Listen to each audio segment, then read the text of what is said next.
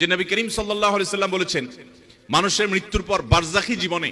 বারজাখী জীবন মানে হলো মৃত্যুর পর কবরস্থ হলে কবরে বা মানুষের ধ্বংসাবশেষ যেখানে যে অবস্থায় থাকে সেটার সেই জীবনটাকে বলা হয় হলো বারজাখী জীবন। বারজাখী জীবনে আল্লাহ রাব্বুল আলামিন মানুষকে জান্নাতি হলো জান্নাতের নেয়ামত আর জাহান্নামী হলো জাহান্নামের শাস্তি তাকে ভোগ করান, এবং সেটা অলৌকিকভাবে হয়, অদৃশ্যের বিষয়, আমরা সেটা অনুভব করতে পারি না। একজন মানুষ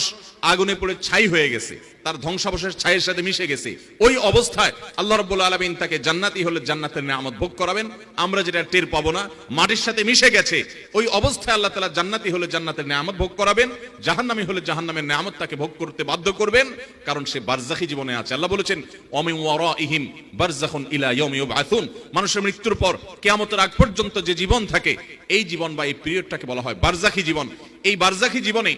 একজন মানুষ যদি জান্নাতি হন, অর্থাৎ জান্নাতের সাথে তার কানেক্টেড করে দেওয়া হয় তার কবরকে, তখন সেই ব্যক্তিকে জান্নাতি হিসাবে যেই ক্লাসের জান্নাতি, যেই শ্রেণীর জান্নাতি, হঠাৎ করে তার জান্নাতি হিসাবে তার শ্রেণীটাকে উন্নীত করে দেওয়া হয়, প্রমোশন করে দেওয়া হয়। তিনি অনুভব করতে পারেন যে আমি এখন আর আগের জান্নাতে নাই, বরং তার চাইতে আপার ক্লাসের জান্নাতে আছি। তখন সেই ব্যক্তি জিজ্ঞাসা করেন, হাদিসটি ইবনে মাজাহ বর্ণিত হয়েছে, সে ব্যক্তি জিজ্ঞাসা করেন ফেরেশতাদেরকে, কোত্থেকে এটা হলো,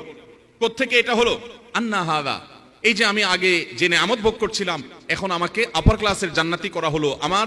নেয়ামতের ধরন উন্নীত হয়েছে, আমি বুঝতে পারছি, কিন্তু আমি তো মৃত্যুবরণ করেছি, আমার তো আর আমল করে জান্নাতের নেয়ামত বাড়ানোর বা আমার ক্লাসকে উন্নীত করার ক্ষমতা তো আর নাই, মৃত্যুর সঙ্গে সঙ্গে সব তো বন্ধ হয়ে গেছে। ইযা মাতাল ইনসান ইনকাতা আনহু আমালু, হাদিসে আসছে মানুষ যখন মৃত্যুবরণ করে তার আমলের দুয়ার বন্ধ হয়ে যায়, তাহলে আমার তো আমলের দুয়ার বন্ধ হয়ে গেছে, আমি তো অলরেডি মৃত,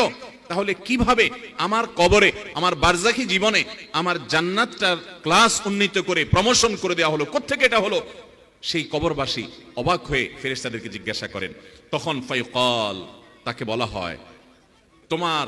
আমল করার আর সুযোগ ছিল না এবং তোমার ক্লাস উন্নীত করারও সুযোগ ছিল না, কিন্তু একটা দরজা খোলা ছিল। কয়টা দরজা খোলা ছিল ভাই? একটা দরজা খোলা ছিল। সেটা কি? বিস্তিগফারি ওয়ালাদিকা লাক, তোমার সন্তান তোমার জন্য আল্লাহর কাছে ইস্তেগফার করেছে, চোখের পানি ফেলে কায়মনো বাক্যে হৃদয় নিংড়ানো দোয়া দিয়ে রব্বে কারীমের কাছে দোয়া করেছে, ও মাবুদ, ও মালিক, আমার আব্বাজান দুনিয়া থেকে চলে গেছেন, আমার মা চলে গেছেন, আমার ভাই চলে গেছেন, স্বামী স্ত্রী চলে গেছেন, আমার অমুক আত্মীয় স্বজন চলে গেছেন, আল্লাহ আমি তার পক্ষ থেকে আপনার কাছে ক্ষমা প্রার্থনা করছি। তিনি আর নিজের জন্য দোয়া করার ক্ষমতাও রাখেন না, তিনি আর তার আমল নামাতে একটি সুবহানাল্লাহর সওয়াবও অ্যাড করার ক্ষমতা রাখেন না, তিনি 2 রাকাত নামাজ পড়ে সেই সওয়াবটা তার আমল নামায় যুক্ত করবেন সেই ক্ষমতা আর রাখেন না। ও মালিক, তার সমস্ত আমলের দুয়ার বন্ধ হয়ে গেছে, আমি তার কাছে, আমি তার পক্ষ থেকে আপনার কাছে দোয়া করি, আপনি তাকে মাফ করে দেন, আপনি তার প্রতি রহম করেন, আপনি তাকে ভুল ত্রুটি মাফ করে জান্নাতি হিসাবে মর্যাদা দান করেন। যখন কোনো মানুষ তার প্রিয়জনের জন্য দোয়া করে, বিশেষ করে বাবা মার জন্য এভাবে দোয়া করে, নবী করিম সাল্লাল্লাহু আলাইহি সাল্লামের ইবনে মাজাহ বর্ণিত হাদিস বলছে যে ফেরেশতারা তখন ওই ব্যক্তিকে বলেন যে বারজাখী জীবনে তোমার যে জান্নাতের ক্লাসকে উন্নীত করা হলো, তোমার জীবিত সন্তানরা দুনিয়া থেকে তোমার জন্য যে দোয়া করছে সেই দোয়ার কারণে তোমার এই মর্যাদা বৃদ্ধি করে দেওয়া হলো। ভাইরা আমার, আমরা যদি আমাদের মৃত আত্মীয় স্বজনদের হাহাকার, তাদের ব্যাকুলতা, তাদের কষ্ট, তাদের যে দোয়া এবং আমাদের পক্ষ থেকে তাদের জন্য ইস্তেগফার, এটার যে কাঙ্গাল তারা, এটা যদি আমরা দেখতে পেতাম, আমরা বোধহয় পান, আহার, আরাম, আয়েশ সবকিছু ছেড়ে শুধু চোখের পানি ফেলতাম। কত অমানুষ সন্তান আছে যে বাবা অনেক আগে মারা গেছেন, মা অনেক আগে মারা গেছেন, ভুলে গেছে। কবরগুলো যত পুরাতন হতে থাকে মানুষ প্রিয়জনকে তত ভুলতে থাকে, কবরগুলো যত পুরাতন হতে থাকে মানুষের স্মৃতি থেকে আপনজনরা তত দ্রুততার সাথে হারিয়ে যেতে থাকে, অথচ তারা প্রতিটা মানুষ প্রতিটা মুহূর্তে দোয়ার মুখাপেক্ষী। মোহতারাম হাজরিন, অতএব আমাদের বাবা, আমাদের মা, আমাদের আপনজন দুনিয়া থেকে যদি চলে যায়, তাদের জন্য আমাদের সবচাইতে বড় করণীয়, মূল করণীয়, প্রধান করণীয় হলো যে আমরা তাদের জন্য আল্লাহর কাছে দোয়া করব। কি করব? ইনশাআল্লাহ দোয়া করব। দেখুন মৃত ব্যক্তির দোয়া কত বেশি দরকার। আল্লাহ রাব্বুল আলামিন একজন মানুষের মৃত্যুর পর সর্বপ্রথম যে আমলটি আমাদের জন্য রেখেছেন তা হলো আমরা দ্রুততার সাথে তাকে গোসল দিয়ে তার জানাজার ব্যবস্থা করব। এই জানাজার নামাজের মধ্যে আমরা মুর্দার জন্য কি করি? সালাতুল জানাজা। এটা মূলত মুর্দার জন্য দোয়ার নামাজ, এটা দোয়ার আয়োজন মূলত, এটাতে রুকু সিজদা না, এটা পূর্ণাঙ্গ সালাতই না, নামাজই না, এটা মূলত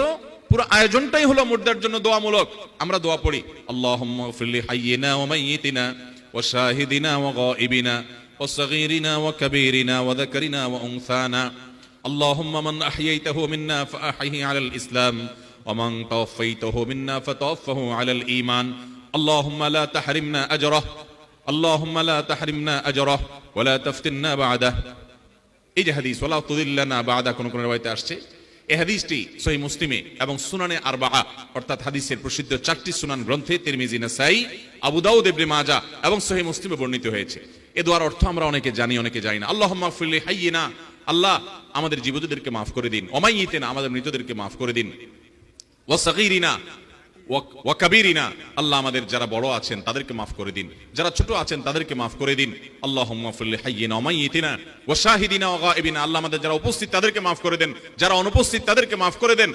ওয়া সাগীরিনা ওয়া কাবীরিনা আমাদের ছোটদেরকে মাফ করে দিন বড়দেরকে মাফ করে দিন ওয়া যাক্কারিনা ওয়া উনসানা আমাদের পুরুষদেরকে মাফ করে দিন নারীদেরকে মাফ করে দিন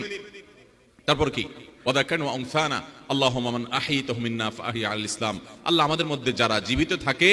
আপনি তাদেরকে ইসলামের উপরে জীবিত রাখুন ইসলামের উপরে জীবিত থাকা কঠিন ভাই চতুর্দিকে ফিতনা চলছে আমাদের ঈমান হরণ করবার জন্য এই কঠিন সময় ঈমানের উপরে টিকে থাকা কঠিন এজন্য দোয়া করতে হয় এবং ওমান তাওফাইতাহু মিন্না ফাতাওফাহু আল ঈমান আমাদের মধ্যে যাদেরকে আপনি মৃত্যু দিবেন আল্লাহ তাদেরকে ঈমানের সাথে যাওয়ার তৌফিক আপনি দান করবেন ঈমানটা যেন নিয়ে যেতে পারি সেই তৌফিক আপনি দান করবেন আল্লাহুম্মা লা তাহরিমনা আজরা আল্লাহ আমাদেরকে এর বিনিময় আপনি দেওয়া থেকে মাহরুম করবেন না ওয়ালা তুদিল্লানা বাদা এবং যার জানাজা পড়তেছি আল্লাহ এই লোকটা চলে যাওয়ার পর আমরা যেন গোমরা না হয়ে যাই তাহলে একজন মানুষের মারা যাওয়ার পর আমরা জানাজা নামাজে তার জন্য দোয়া করছি